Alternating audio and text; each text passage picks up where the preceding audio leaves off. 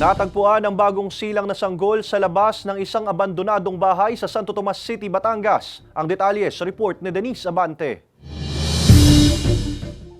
Sa isang bakanteng lote na ito sa bahagi ng Barangay Santa Anastasia sa Santo Tomas City, Batangas, sinasabing natagpuan ng isang 25 anyos na babae ang isang bagong silang na sanggol alas 2 ng hapon noong Lunes. Ayon sa pulisya, dumulog umano ang concerned citizen sa barangay hall at ibinigay doon ang natagpuang sanggol. Agad naman itong itinawag ng BHW sa pulisya para imbestigahan. Ngunit sa aming pag-iimbestiga, ito pong abandonadong lote po ito ay may bakod at may mga aso.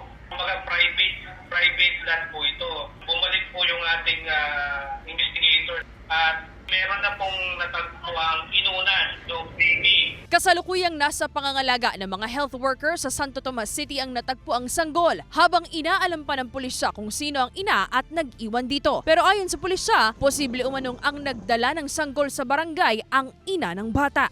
Kung malabo na po natin, ay ipapailan po natin kaukulang kaso dahil ang pag-abandona po sa isang bata, yung baby pa, ay bawal po yun sa batas. Itong certain Mary Rose ay parang may dinaramdam at according dun sa mga witness doon, baka doon po siya mismo rin yung nanay.